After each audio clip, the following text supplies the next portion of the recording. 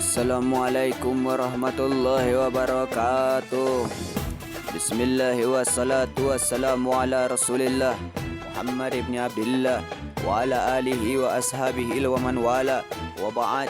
Saudara-saudara, kisah terbunuhnya cucu Rasulullah, baginda Nabi besar Muhammad sallallahu alaihi wasallam, dan inilah yang akan kita bicarakan pada pertemuan kali ini. Saudara-saudara, saat Muawiyah bin Abi Sufyan radhiyallahu anhuma pada tahun 60 Hijriah meninggal anaknya yang bernama Yazid dibaiat sebagai khalifah.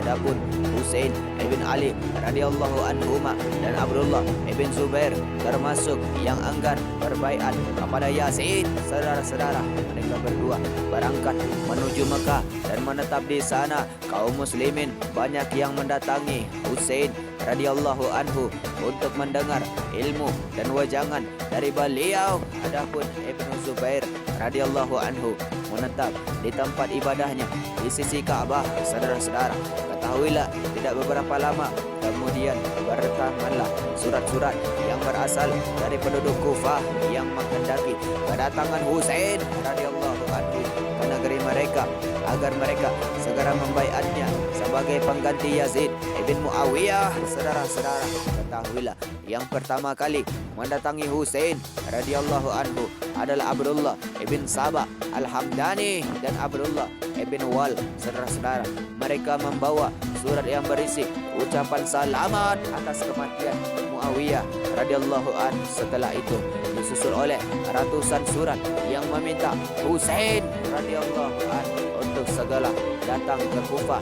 Saudara-saudara, ketahuilah akhirnya Husain radhiyallahu anhu mengutus anak pamannya yang bernama Muslim ibn Aqil ibn Abi Thalib ke Irak untuk meneliti duduk permasalahan sebenarnya dan kesepakatan mereka.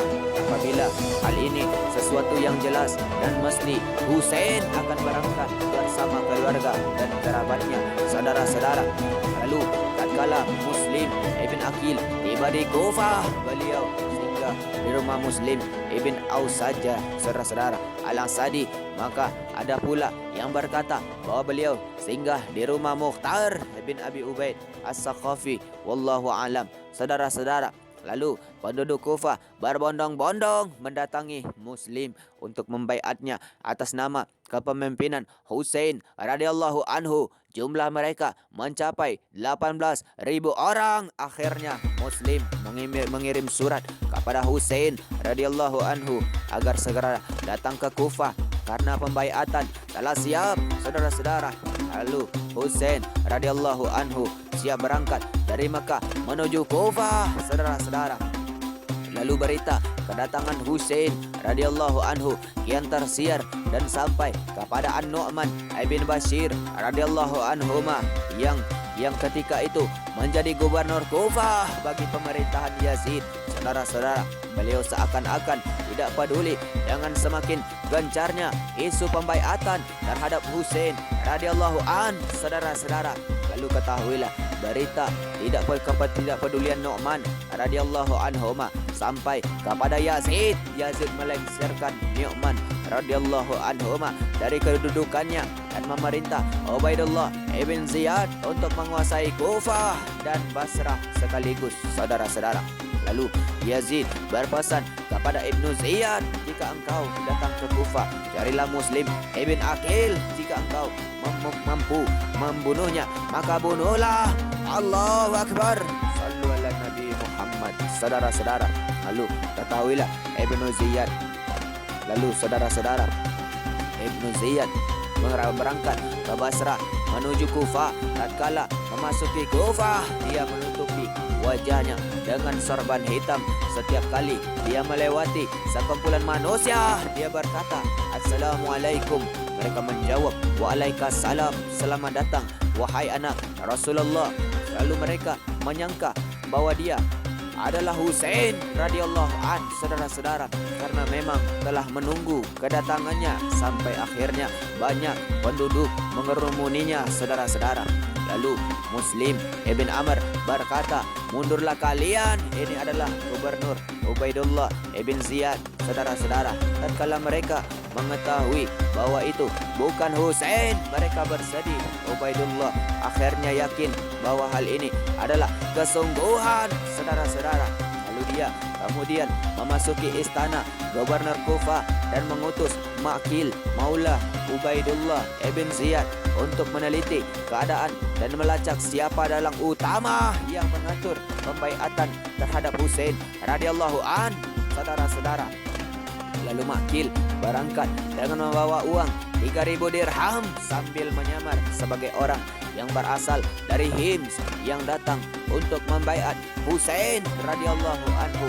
Saudara-saudara, dia terus berlemah lembut hingga ditunjukkan kepadanya tempat Muslim Ibn Aqil dibaiat, saudara-saudara, yaitu rumah milik Hani Ibn Urwah. Akhirnya dia mengetahui bahwa Muslim Ibn Aqil merupakan otaknya. Dia pun kembali dan mengabarkan hal ini kepada Ubaidullah. Saudara-saudara, ketahuilah, setelah Muslim Ibn Aqil merasa bahwa segala sesuatu telah siap, dia mengirim berita kepada Husain radhiyallahu anhu untuk segera datang ke Kufah. Husain akhirnya berangkat menuju Kufah, sementara Ubaidullah mengetahui apa yang dilakukan oleh Muslim Ibn Aqil. Keberangkatan Husain radhiyallahu anhu bertepatan pada hari Tarwiyah, saudara-saudara. Lalu tatkala Husain radhiyallahu an hendak berangkat, para sahabat Rasulullah baginda Nabi besar Muhammad sallallahu alaihi wasallam yang masih hidup ketika itu berusaha mencegah keberangkatan beliau, saudara-saudara. Di antara yang berusaha mencegahnya adalah Abdullah ibn Umar radhiyallahu anhuma, saudara-saudara. Ketika itu Ibnu Umar sedang berada di Mekah tatkala mendengar Husain radhiyallahu anhu menuju Irak. Ia menyusulnya dalam perjalanan selama 3 malam. Allahu Akbar, sallu ala Nabi Muhammad. Saudara-saudara, setelah bertemu Husain, Ibnu Umar bertanya, hendak ke mana engkau? Husain menjawab, menuju Irak, sambil memperlihatkan surat-surat yang dikirim dari Irak kepadanya. Ini surat-surat dan baiat mereka. Ibnu Umar berkata, jangan engkau datangi mereka. Saudara-saudara, Husain bersikeras berangkat sehingga Ibnu Umar berpesan, aku memberitakan kepadamu satu hadis bahwa Jibril alaihissalam mendatangi baginda Nabi besar Muhammad sallallahu alaihi wasallam, lalu memberi pilihan kepada beliau sallallahu alaihi wasallam antara dunia dan akhirat. Beliau sallallahu alaihi wasallam memilih akhirat dan tidak menghendaki dunia. Sesungguhnya engkau adalah bagian dari diri beliau. Demi Allah Subhanahu wa taala, jangan sekali-kali ada di antara kalian yang memilih dunia. Tidaklah Allah Subhanahu wa taala palingkan kalian darinya kecuali kepada sesuatu yang jauh lebih baik.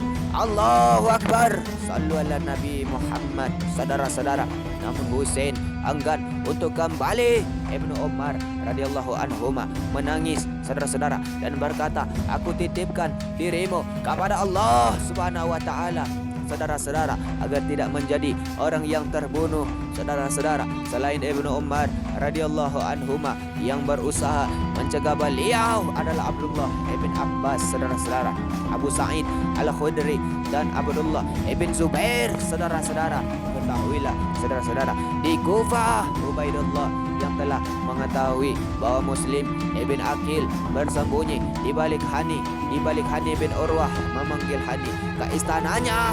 Ubaidullah berkata, di manakah Muslim Ibn Aqil berada? Hani menjawab, saya tidak tahu. Ubaidullah Ibn Ziyad memanggil Maqil yang pernah menyamar menjadi seorang dari Hims untuk membaiat Husain radhiyallahu an. Ubaidullah bertanya, apakah engkau mengenal orang ini? Hani menjawab, iya, saudara-saudara. Hani pun kebingungan. Akhirnya ia mengetahui bahwa hal ini ternyata makar dari Ubaidullah ibn Ziyad. Saudara-saudara, na'udzubillah min zalik. Saudara-saudara, Ubaidullah bertanya, di mana Muslim ibn Aqil? Hani menjawab, demi Allah Subhanahu wa taala, seandainya dia berada di bawah kakiku, aku tidak akan mengangkatnya. Saudara-saudara, na'udzubillah min zalik. Lalu Ubaidullah memukul wajah Hani dengan tongkat hingga melukai bagian kanengnya dan mematahkan hidungnya. Lalu dia memerintahkan agar Hani dipenjara. Muslim Ibn Aqil mendengar berita Hani ditahan. Ia mengerahkan para pendukungnya sejumlah 4.000 orang penduduk Kufah, saudara-saudara. Di antara mereka ialah Mukhtar Ibn Abi Ubaid As-Saqafi yang memegang bendera hijau dan Abdullah Ibn Haris Ibn Naufal yang memegang bendera merah. Saudara-saudara, keduanya diatur menjadi pasukan sayap kanan dan kiri. Allahu Akbar. Sallu ala Nabi Muhammad. Saudara-saudara, ketahuilah, mendengar Muslim Ibn Aqil datang, Ubaidullah dan yang bersamanya segera memasuki istana dan menutup gerbangnya. Sebagian pemimpin kabilah yang berada di pihak Ubaidullah menasihati kaumnya agar meninggalkan Muslim Ibn Aqil. Saudara-saudara, sebagian lagi diperintahkan oleh Ubaidullah untuk mengelilingi Kufah untuk menghalangi bantuan kepada pasukan Muslim Ibn Aqil. Mereka pun melakukannya, saudara-saudara. Na'udzubillah min zalik. Saudara-saudara, sampai-sampai seorang wanita berkata kepada anak saudaranya, "Kembalilah, yang lain telah mencukupimu." Seorang lelaki berkata kepada anak saudaranya, saudara-saudara, sepertinya besok pasukan dari negeri Syam akan tiba. Apa yang dapat engkau perbuat menghadapi mereka? Akhirnya mereka yang berkumpul bersama Muslim meninggalkannya satu persatu, saudara-saudara. Belum tiba sore hari, jumlah pasukan Muslim tersisa 500 orang, lalu menjadi yang tersisa 500 orang, lalu menjadi 300 orang, kemudian menjadi 30 orang. Na'udzubillah min zalik. Saudara-saudara, beliau salat maghrib bersama jamaahnya yang tersisa 10 orang. Setelah selesai solat, Muslim pun tinggal sendirian. Saudara-saudara, beliau pun bingung hendak pergi ke mana. Saudara-saudara, ia pun mengetuk salah satu rumah. Keluarlah seorang wanita. Muslim berkata, "Berilah aku air." Wanita itu memberikan air kepadanya. Saudara-saudara, Muslim menceritakan tentang jati dirinya. "Penduduk Kufah telah berdusta dan menipuku," ujarnya. Saudara-saudara, wanita itu memasukkan Muslim ke dalam rumah yang berdampingan dengan rumahnya. Saudara-saudara, anak wanita tersebut, Bilal Ibn Asid, mengetahui keberadaan Muslim. Ia segera memberitakan hal ini kepada Ubaidullah Ibn Ziyad. Saudara-saudara, na'udzubillah min zalik. Lalu Abdurrahman Ibn Muhammad Ibn Al-Ash'al, saudara-saudara, memberitakan kepada ayahnya Muhammad Ibn Ash'al yang sedang berada di sisi Ibn Ziyad. Ibn Ziyad mengutus 70 orang tentara berkuda untuk mengepung rumah tempat Muslim berdiam. Saudara-saudara, Muslim sempat melakukan perlawanan meski akhirnya menyerahkan diri dan dibawa ke istana Ibn Ziyad. Saudara-saudara, na'udzubillah min zalik. Ketahuilah, saudara-saudara, Ibn Ziyad berkata kepada Muslim, "Aku akan membunuhmu." Muslim berkata, "Beri aku kesempatan untuk berwasiat." Saudara-saudara, Ibn Ziyad berkata, "Silakan berwasiat." Muslim melihat di sekelilingnya lalu menatap Umar Ibn Sa'ad bin Abi Waqqas. Muslim berkata, engkau orang yang paling dekat hubungan kerabatnya denganku. Kemarilah, aku ingin memberi wasiat kepadamu." Muslim berpesan kepadanya agar menyampaikan kepada Husain radhiyallahu anhu, "Kembalilah engkau bersama keluargamu. Jangan engkau tertipu oleh penduduk Kufah." Saudara-saudara, sesungguhnya mereka telah berdusta kepadamu dan kepadaku, dan pendusta tidak pantas memiliki pendapat. Allahu Akbar. Sallu ala Nabi Muhammad. Saudara-saudara, setelah itu dipenggallah kepala Muslim radhiyallahu anhu oleh Bukhair ibn Humran. Saudara-saudara, na'udzubillah ibn Zalik. Ini terjadi pada hari Arafah bulan Zulhijjah, saudara-saudara. Sementara itu Husain telah berangkat dari Makkah pada hari Tarawiyah, saudara-saudara. Na'udzubillah min zalik. Setibanya Husain radhiyallahu anhu di Qadisiyah, beliau mendengar berita terbunuhnya Muslim ibn Aqil, saudara-saudara, melalui utusan Umar ibn Sa'ad ibn Abi Waqqas. Husain radhiyallahu anhu ingin kembali dan berdiskusi dengan anak-anak Muslim ibn Aqil. Anak-anaknya menjawab, tidak, demi Allah subhanahu wa ta'ala, kami tidak akan kembali hingga membalas kematian ayah kami. Allahu Akbar. Sallu ala Nabi Muhammad. Saudara-saudara, akhirnya Husain radhiyallahu anhu mengikuti kemauan mereka, saudara-saudara. Setelah Ubaidullah ibn Ziyad mengetahui bahwa Husain telah tetap berangkat menuju Irak, dia memerintahkan Al-Hur ibn Zaid At-Tamimi keluar membawa 1000 tentara sebagai pasukan pembuka yang akan menemui Husain radhiyallahu anhu di tengah perjalanan, saudara-saudara. Al-Hur menemui Husain di Qadisiyah dan bertanya, hendak ke mana wahai anak perempuan Rasulullah, baginda Nabi besar Muhammad sallallahu alaihi wasallam? Beliau menjawab, menuju Irak. Al-Hur memerintahkan Husain untuk kembali atau menuju Syam dan tidak memasuki Kufah, saudara-saudara. Namun Husain tidak mengindahkannya. Dan kala Husain radhiyallahu anhu tiba di Karbala, beliau bertanya, tempat apakah ini? Dijawab, Karbala. Husain berkata, Karbun wa bala, yakni kesulitan dan bencana, saudara-saudara. Na'udzubillah min zalik. Setelah itu tibalah pasukan Umar ibn Sa'ad bin Abi Waqqas dengan 4.000 tentara yang berusaha membujuk Husain radhiyallahu anhu agar mendatangi Irak untuk bertemu dengan Ubaidullah ibn Ziyad, saudara-saudara. Tatkala Husain melihat bahwa urusannya semakin genting, Husain berkata kepada Umar ibn Sa'ad, aku memberimu 3 pilihan, silakan engkau pilih. Yang pertama, engkau membiarkan aku kembali. Yang kedua, aku pergi ke salah satu tempat berjihad kaum muslimin. Atau yang ketiga, aku mendatangi Yazid agar aku dapat meletakkan tanganku di bawah tangannya di Syam, saudara-saudara. Umar menjawab, ya silakan, engkau kirim utusan kepada Yazid dan aku mengirim utusan kepada Ubaidullah untuk melihat keputusannya, saudara-saudara.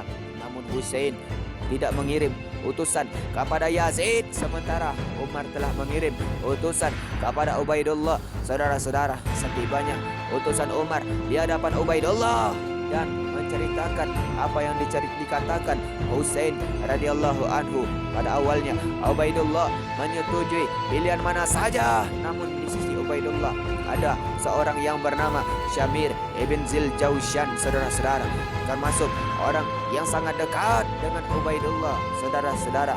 Dia berkata, tidak, demi Allah, saudara-saudara, hingga ia tunduk kepada hukum yang engkau tetapkan, saudara-saudara. Ubaidullah akhirnya menyetujui usulan Syamir dan berkata, ya, hingga ia tunduk kepada hukumku, saudara-saudara.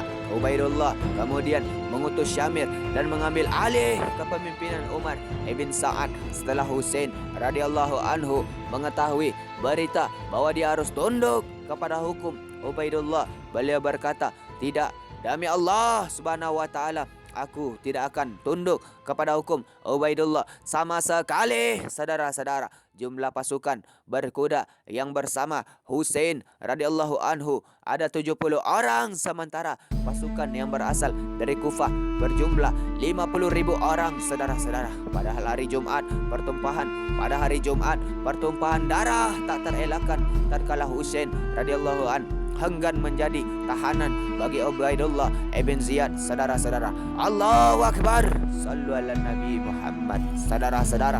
Lalu dua kekuatan yang tidak seimbang, satu-satunya keinginan pasukan Husain radhiyallahu an adalah meninggal sebagai pembela Husain radhiyallahu an, saudara-saudara. Satu persatu mereka gugur hingga tidak tinggal seorang pun selain Husain radhiyallahu anhu dan anaknya, saudara-saudara, Ali bin Husain radhiyallahu anhuma, yang ketika itu dalam keadaan sakit, saudara-saudara.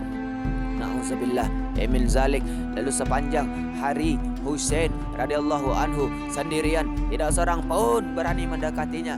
Mereka tidak ingin menjadi pembunuh Husain radhiyallahu anhu, hingga datanglah Syamir bin Ziljaushan yang datang dengan lantang, celaka kalian, kepung dia dan bunuhlah dia. Saudara-saudara, mereka mengepung Husain hingga beliau mengelilingi dengan pedangnya sambil membunuh siapa saja yang mendekatinya. Saudara-saudara, namun jumlah yang banyak tetap saja mengalahkan sikap kepahlawanan beliau. Saudara-saudara, na'udzubillah min zalik. Syamir pun berteriak, apa yang kalian tunggu? Majulah kalian. Mereka pun merangsek maju mendekati Husain. Saudara-saudara, lalu Syamir termasuk yang membunuh Husain radhiyallahu anhu dengan tangannya. Saudara-saudara, Sinan ibn Anas An-Nakhai adalah orang yang memenggal kepala beliau. Saudara-saudara, na'udzubillah min zalik. Jadi siapa yang membunuh Husain? Saudara-saudara, siapakah yang membunuh Sayyidina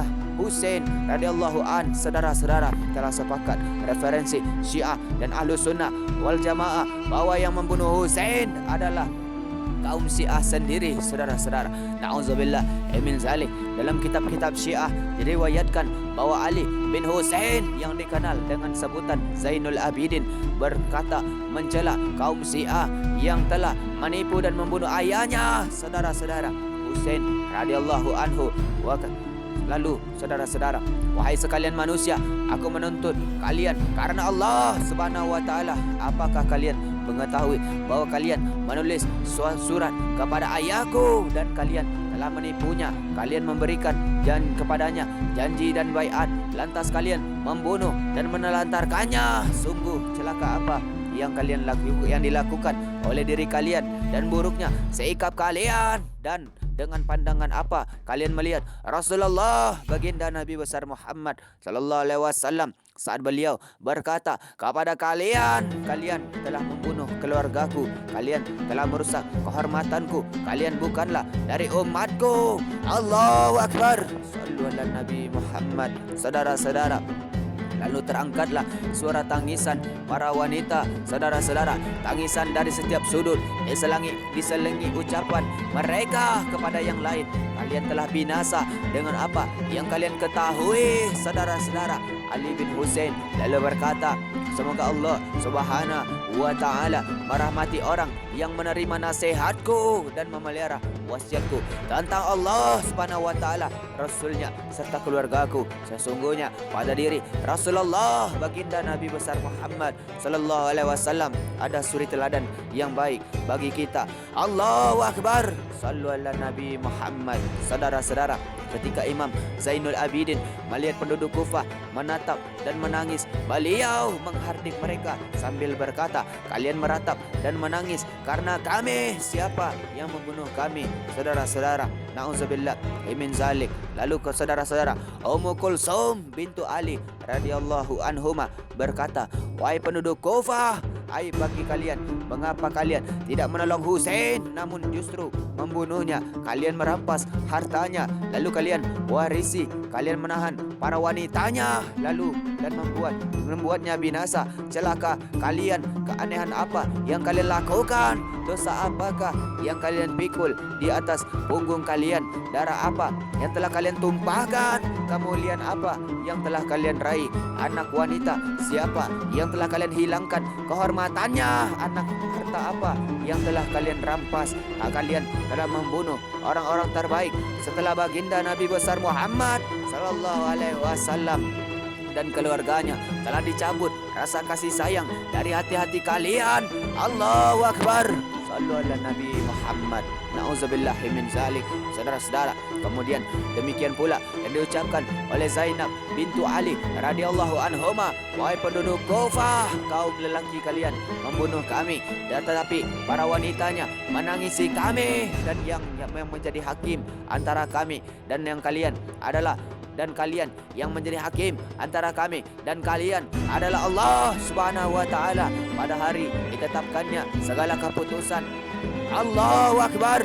Sallu ala Nabi Muhammad. Saudara-saudara, Ibnu Qazim Al-Asai berkata, sesungguhnya pasukan yang keluar untuk memerangi Imam Husain radhiyallahu an berjumlah 3.000 orang, seluruhnya adalah penduduk Kufah. Saudara-saudara, tidak ada seorang pun yang berasal dari Syam, dari Hijaz, dari India, dari Pakistan, dari Sudan, dari Mesir, dan dari Afrika. Bahkan mereka seluruhnya adalah penduduk Kufah yang berkumpul dari berbagai kabilah. Nauzubillah min zalik. Saudara-saudara, Husain ibn Ahmad Al-Baraki An-Najafi mengatakan termasuk yang dicerca dari penduduk Kufah ialah tindakan mereka menusuk Hasan ibn Ali radhiyallahu anhuma dan membunuh Husain radhiyallahu anhuma setelah mereka memanggilnya.